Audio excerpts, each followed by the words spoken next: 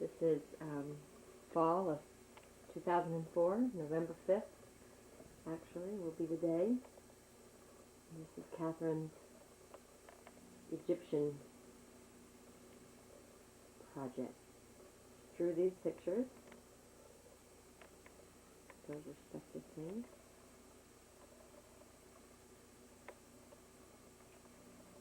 A little interesting note.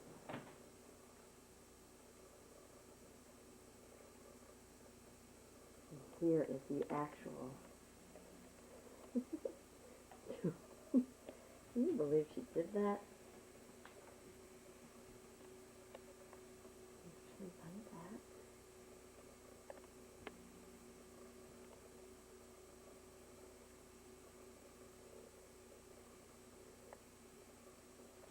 And we just had to.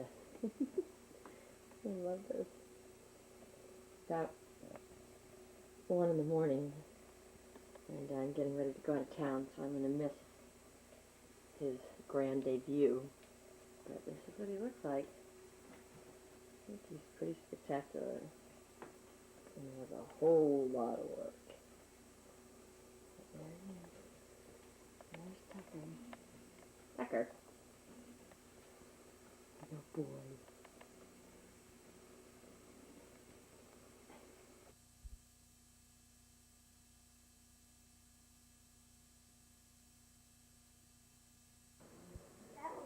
Thanksgiving Day, 2004.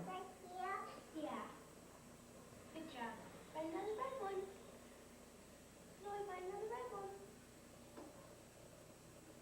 It's crazy to see you wearing a bathing suit and I'm saying it's Thanksgiving.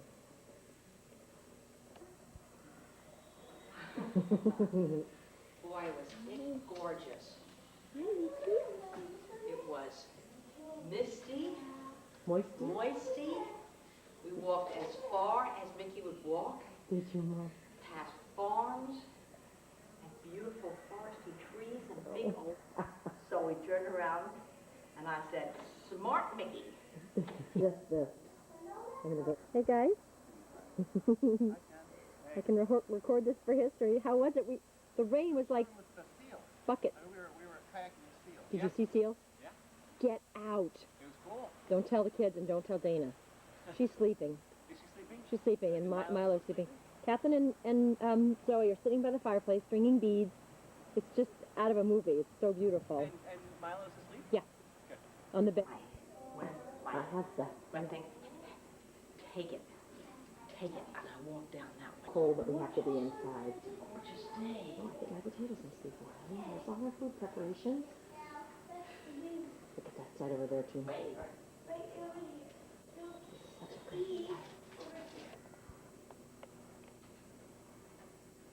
You know, I think I'm liking for now, so just here. Yeah. We could put some music on. What are you guys doing? Look at Zoe. Are you rolling on your belly? No, you're on your back. No. Which color would you next? Gorgeous. Okay. Okay, believe it or not, it's Thanksgiving morning or afternoon. Matthew and Catherine and Dave. This is your pen, right, Catherine? That's crazy. And then you have the yellow one. Oh, you all do need a pen, don't you? It's just like you can't see it, you know what I mean? Way to look for a pen. Check it out in the picture. Hey, Maddie, do you think maybe you should get dressed? No. No, thanks. Okay. Okay. Do you have any videotape of Milo? Some. No. Take one card. Great shot. Hi, Milo. Don't look the other way, kid. Over there. You know, really blinding. I mean, the Robinsons I've known, he was a sergeant in the New York Army National Guard back in the 1970s. And just, no. Yeah. No, he's just a really good, very fine. He should have been a general. No, I didn't put, yeah. I thought it sounded familiar. Yeah, Susan Robinson lives in Palos Verdes, Rancho Palos Verdes. Yeah. And Jim Robinson lives in Beverly Hills. Hey, Dad, I want to take off from where we left off here. So just for explanation point, we had to finish up from a tape that had run off. We're talking about a typical day in the life of a West Point cadet. Now, obviously, a cadet first year would be different, or was it different? Oh, yeah, it's much different, but. So give me a typical day in the beginning, like where you were. I'm telling you about the first day. Yeah. The first, first class, because that's a lot more interesting than a plea. Right. From my perspective. Because at 30 seconds to 6 o'clock, I would be I'd put on my trousers and my short coat and my scarf and my hat, and I would go out and stand in formation, and no sooner than I got out there, I would take the salute, that everybody was present in the 3 squads in the platoon, turn around and salute the company commander, and because I was the last unit to report, he would then dismiss the company, and no sooner had I turned around and reported all present or accounted for, then I ran back up the stairs and jumped back into bed. So I had. That was the 20 minutes you're talking 20 minutes about? before 6, and then the next formation was at 6:25. That was breakfast formation, and by that time you had to get out of bed, clean up the room. Yeah, because you had it inspected, right? I'm sorry? Was your room inspected? No. The room, first class room, your last year rooms were not inspected that much, but they still had to make, and they still had to be they had to be in order. And since we very, very rarely would change things around in the room. Yeah, it's pretty easy to maintain. Yeah, it would take me maybe 15 seconds to make the bed, clean the sink, put the wastebasket out, and then. But your house is pretty clean and regimented right now, Dad. That stayed with you. Go out and stand in. I still fold my underwear the same way I did when I was a cadet. You fit more in the drawer that way. Put it away. So at 6:25, we'd go out, stand in formation, and then march in for breakfast. March into this hall where they would feed the entire Corps of Cadets. At that time, 2,400 cadets all at one time. Oh gosh. Today they feed 4,400 all at the same time. Wow. So it's a massive thing. Was the food any good? It was good enough. Good It enough. was certainly because they had an officer who was in charge of making sure that the diets were supportive of. I mean, you burned an awful lot of calories as a cadet. Yeah. So there was a certain. But for instance, the cadets would the first classmen would the toast would come on the table, and toast would be kind of cold. So they'd take the toast and put it under the coffee pot, which was warm. Right. And so if you were a first classman, you got your hot toast, your warm toast. Right, from under the coffee From pot. under the coffee pot. How did they serve? There'd be bacon and eggs and bacon and I can't remember whether we had cold cereal. Did you have a favorite? Not particularly. No. Well, it wasn't anything that we were particularly, enamored fond of. by. I wouldn't say the food was outstanding, but on the other hand, I wouldn't say it was bad either. Okay. And I think that today the food's, it's relatively good. You eat in the mess hall. I thought it was very good, but So- that was a special occasion. I didn't know if that was just. Well, that's pretty much typical. pretty much the same way that but there were certain nights, for instance, when there was Boston cream pie and there was ice cream and there was yeah. steaks. Well, that would count as a favorite. Those are usually Wednesday night or Thursday night. Those are really good. Good. And then Friday night, Sunday nights were particularly bad because then that's when people were coming back off of weekend leave and it was kind of an optional meal. Right, So right. it So they wasn't- put a lot of effort into that one. It might have been sandwich meat and that kind of thing. So 2,400 of you reporting for breakfast, mess hall, 6:25, every day of the Every day the school except year. for Sunday. Sunday morning, you had to go to church. Mm-hmm. So you had either early church or late church, and that was you didn't need necessarily go to eat. And I think on Sunday most meals were optional, but the evening meal was not optional. Okay.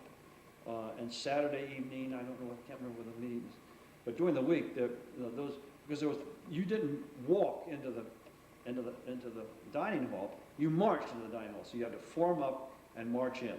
That And compensates. today you still do this, at least for 2 of the meals, for breakfast and for the midday meal, and I think maybe sometimes the supper meal, although they have optional meals now. It's not quite. As I say, the traditional saying is that once you've left, the Corps has gone to hell. Whoa. I'm getting this picture of West Point up here on the roof. Oh. So how much time would they allot for breakfast? I'm sorry? How much time would they allot for Well, breakfast? usually I think you had about 25 minutes, but you could leave after 15 minutes if you were a first-classman, which I never did. I would go back to the room, and my first class generally was about 7:50, I guess. And that was Pretty early. ordnance where we discovered, you discussed ammunition and automotives, and then there was an engineering class. They alternated because we used to do the class 6 days a week. And then that was the first long period of the morning. Then there's usually a midday period. And my second and third years, I'd go to the library and sleep because Wait, you'd go to the library and sleep?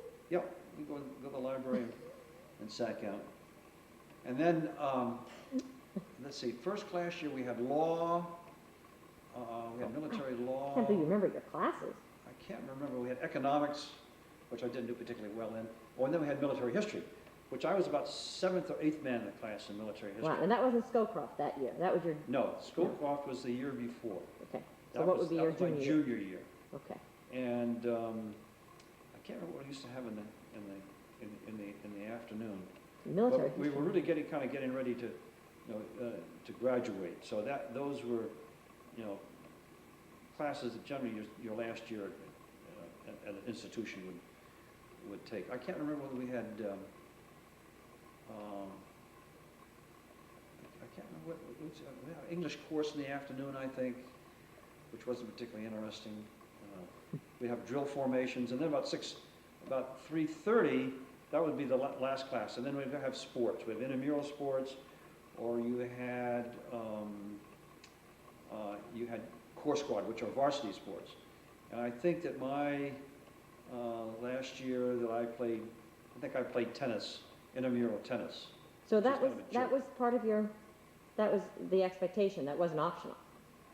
You had to do the sports. Yeah. But the seniors, generally because they expected you to move into leadership positions, would be referees and would be judges in games, or they would be cadets in charge of teams and that kind of, and that kind of. Some privileges to being an upperclassman then. Oh, yeah. I mean, I would consider that. Well, there was a specific hierarchy.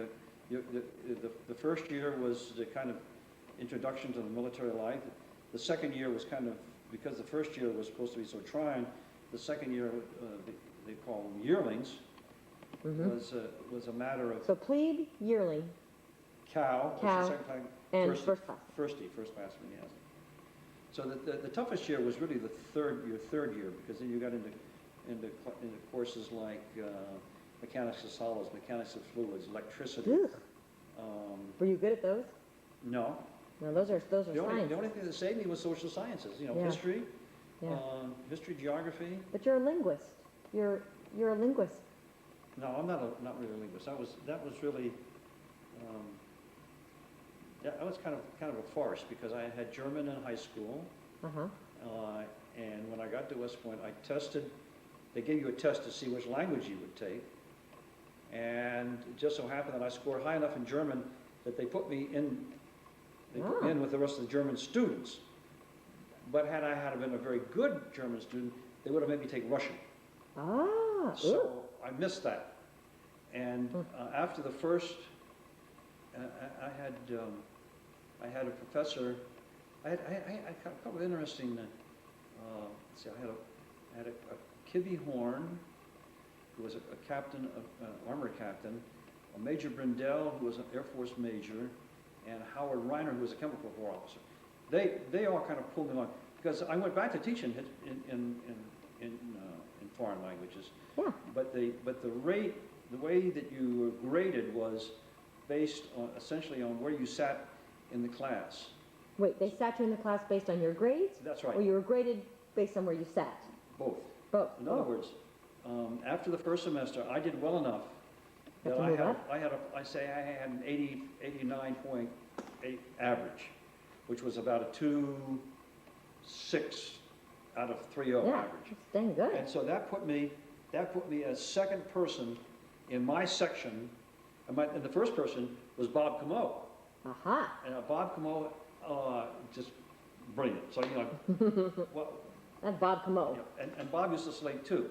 So what happened was, we'd sit in class, and there'd be 13 or 14 of us in class, and the professor would come in, and we would do some kind of introductory kind of work, and then he would start asking questions, and he'd always start at the bottom of the order.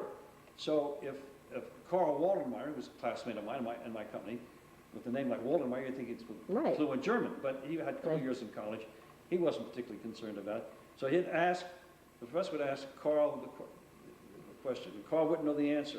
And by the time it got around to me, Right, you know, you had Bell. I had exhausted all possibilities, and I would come up with an indefinite answer.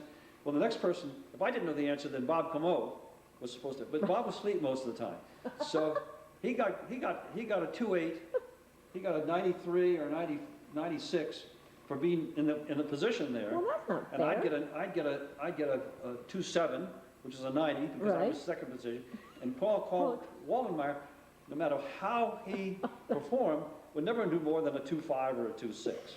He was doomed by his So, birthright. Yeah. And we had people who were starmen in Yeah. that class. Jerry Galloway, who he was a dean at West Point, ended up before he Wow. retired, and there were only 3 officers, 3 classmates, 3 of us in the class who were both general officers and held doctorate degrees. Wow. Jerry Galloway was one, You? I was the other, and the third one was Bernie Lefke, who was a student from Columbia, who was a naturalized American citizen, who is now a doctor in Darfur. He's with Doctors Without Borders, whatever that. Uh-huh, very cool. that organization. Yeah, those are So great. out of 546, there are only 3 of us. He retired as a major general, and he was towards the bottom of the class. I think he was about 7th or 8th in the bottom of the class, actually. But he had a PhD in South American Studies or something like that, which of course he was military attaché to China, military attaché Wow. to Russia, and was your grandfather's aide. So, well, that's another parallel. Yep. But so you were one of only a few who achieved a rank of general And a doctorate. I have a doctorate, yeah. So you surpassed all expectations. Well, I did. So what's happened to Bob Comeau, Well, Bob Comeau, the brilliant one? Bob Comeau had an exceptional military career.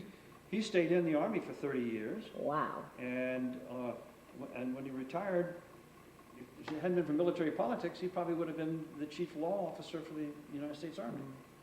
Well, Dad, back to your schedule. So after sports, because I could talk all night about, I love that you remember these names and their interfacing stories. But tell me what happened after you were done with the sports in the evening. Could you go home and study? Did you have to get ready Yeah. for dinner? What was the next protocol?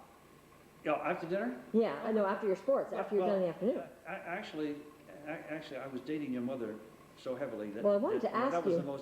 that was the most important activity of my. Now, my that's the first next life. question. You have to wait to that one. But to finish the end of the day, then I'm going to ask when you met Mom. Because this is kind of pivotal. Well, actually, what happened was, I was on the cheerleading squad. Really? I was a cheerleader, but I wasn't cheerleader because I was administrative officer for the cheerleaders, and because the cheerleaders were all pretty dumb cadets. They weren't really dumb cadets, but No, they didn't stand very that's high an in the class. oxymoron. There's no such thing as a dumb cadet. They needed an administrative officer who could get away and escort the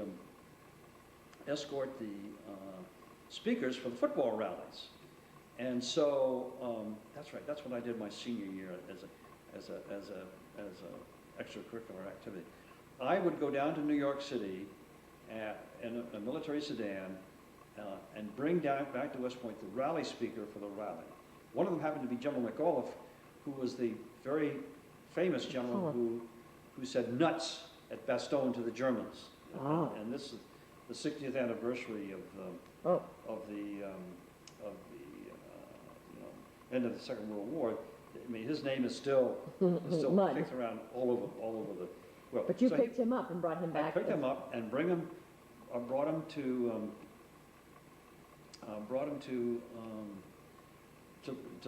the rally, and then I had to take him back down again. Well, the rally was over maybe about 8 o'clock, which meant that, Leave at 8 o'clock to go back to West Point? I mean, back to New York City? back to New York City, and then I go visit your mom, Okay, no, wait. from about 9 until your grandparents kicked me out of the house. Right. And then the driver would come by and pick me up and drive me back to West Point. All right, so you went to bed, because I want to get to Mom. So at the end of a typical night, you would have gotten into formation for dinner? Do you have dress that you had to wear for dinner? Dinner Yeah, dress? well, I would be in my dress gray. I'd go down in the afternoon, see, pick them up about 6 o'clock. But because I was, my academic standing was relatively high as compared to my other cheerleading classmates, I didn't have to worry too much about what was going to take place the next day. Because by the time you're first classman, you're pretty much getting ready to graduate. Yeah. So, But and then when I wasn't doing that, then on the weekends I was dating your mom. okay, now, before we get to Mom, just in final, curfews? Did you have curfews? Well, we had taps, Taps. and taps is always And then you had to have lights taps out. is 11 o'clock. But Well, that's early by college standards. oh yeah, well of course we never finished our homework unless you just you guessed it, and that was part of it. Part of the part of the academics. So we'd go to class, try to get the professor talking about things that had nothing to do with the Oh, my children use that ploy to this day. with the class, and particularly if you hadn't prepared the lesson, You get them on a tangent, and that would kill. And some of the professors really like to tell jokes and that kind of thing. So, and they didn't care because I knew pretty much what kind of grades they were going to give anyway, whether you recited or not. Oh, that's And so, funny. But if you were, a lot of my classmates would tutor the underclassmen because it was a kind of a matter of honor that you didn't have a high turnout rate, and so my classmates would tutor the plebes, particularly Mick Hazelriggs, who was a Russian expert, would if we had somebody out of the class in 1960 who was having problems with Russian, he would then tutor them. And today there's a formal program for that. In our day there was a relatively formal program, but it wasn't anything like it is today. Did they enforce an 11 o'clock lights out? Well, yeah, clause? the officer in charge would come around, and the lights have to be out, and then you'd either sometimes you were authorized late lights. You could have to get special Late authority for late lights when you have the lights on after that, or you'd and I never did this, is take a flashlight and read under the Read covers. under the covers. Or you would go down to the basement, which we call the sinks, and study down there. The only thing is, if the officer in charge caught you in an unauthorized Study area or doing an unauthorized area, then you'd get demerits, and then if you had enough demerits, you end up. walking. First classmen were generally confined to their rooms, as opposed to having to walk the area. If you were cadet private, that's the first classman, which meant that you got busted all the way down from cadet sergeant, which wasn't very far, to cadet private. Then you'd have to stand inspection on Saturday afternoons, Sunday afternoons, and walk the area. Did you think that the military life was a good fit for you as a college student? Did the lifestyle appeal to you? Yeah. I mean, I managed to learn how to beat the system, and so it was a good fit. But my interests were really kind of fine-tuned into essentially when I went to West Point, I wanted to be an Army engineer. And I saw the officers that were teaching engineering, and I said, I don't want anything to do with them. But I looked at the armored officers. Which was the mentor that you described. Yeah, those are the kind of people that I really would Roger like to serve with and under. And so I tended to do those kind of things. There was another officer, Captain Eugene Forrester, who was your Uncle Bob's tactical officer, who I worked for between my junior and senior years, when I developed a plan for a field exercise. And so I was the cadet administrative officer for what the tactical department had planned, because they didn't adopt my plan. But I opted to make a presentation of this plan, and my roommate Daryl Erickson, who was a football player, really Yeah. nice guy, who unfortunately has passed away. He went to Signal Corps, big hefty guy. He was the company first sergeant, which is the highest non-commissioned officer rank in the company. And he and I worked together. I was the brains behind the thing, but between the two of us, we ran this field exercise for the sophomore, the yearling cadets, the first class summer, which was the summer of 1956. And Eugene Forrester was an infantryman, and he was one of the people responsible for your Uncle Bob becoming company commander of Company F2. But I never served with him. He was an infantry officer, never served with him again, which is too bad. Yeah. He said, "I'm not doing well." Well, Dad, let me take a minute because of the hour, but I do want to, I want you to tell me how I know you had known Mom as a young person, but tell me when you first officially kind of met Mom, and then when did you start dating Mom? Was that when you were just a senior? Well, Tell that's your- a very your first interesting meeting. story. Your Aunt Carolyn is absolutely, completely responsible for the whole thing. Okay. I can remember your Aunt Carolyn and Uncle Bob were dating when he was a plebe.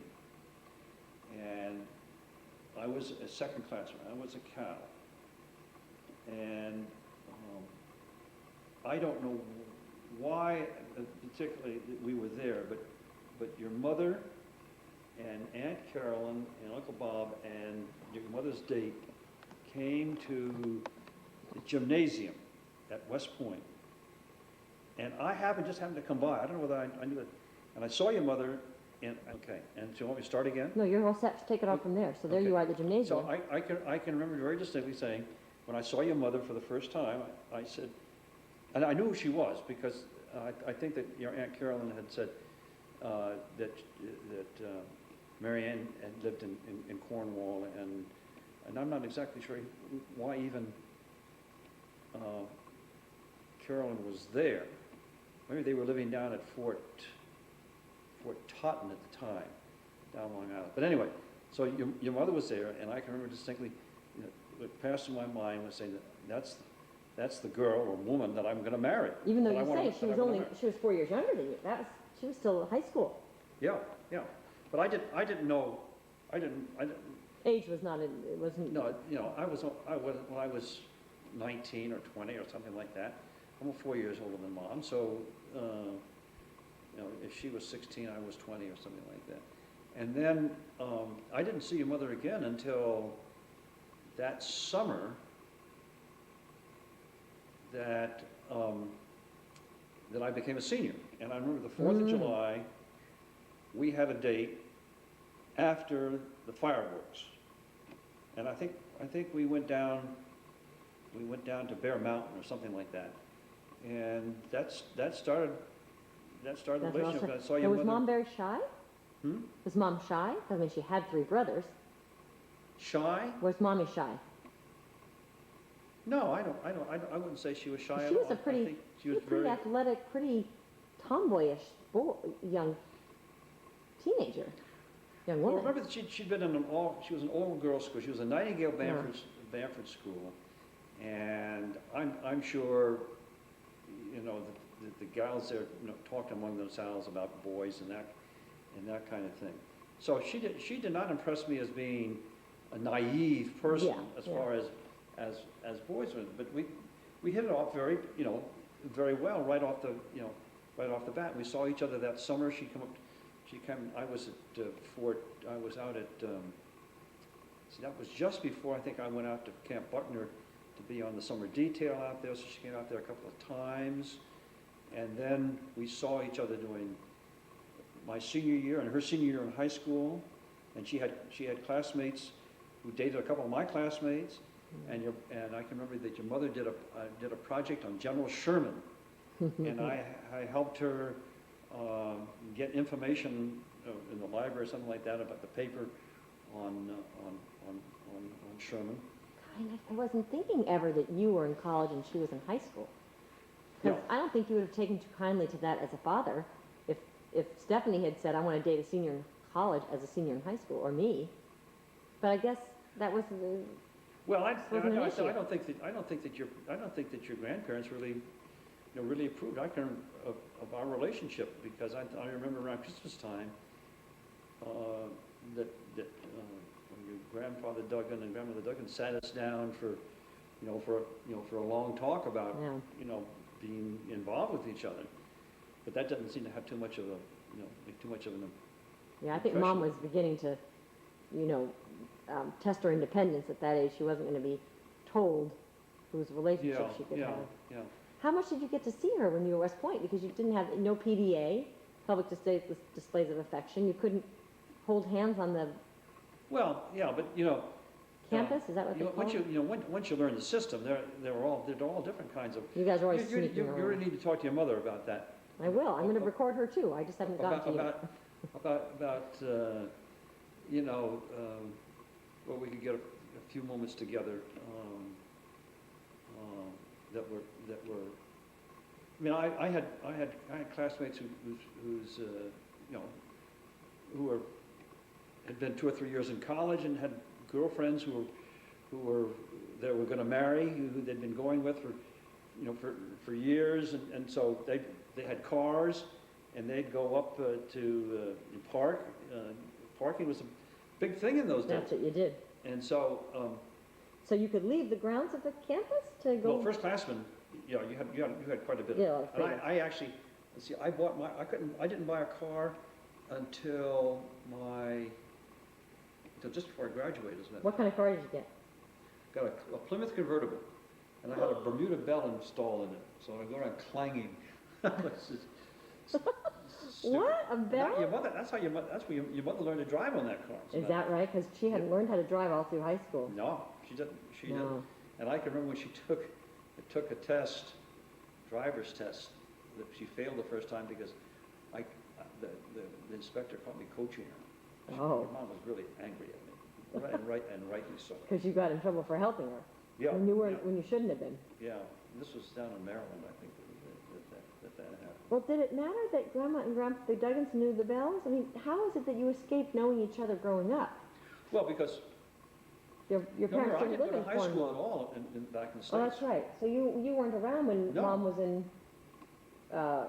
her early years of high school Well, and grade school. at one time, I think that your mother and Carolyn, I was doing some kind of maneuver exercise with the soldiers out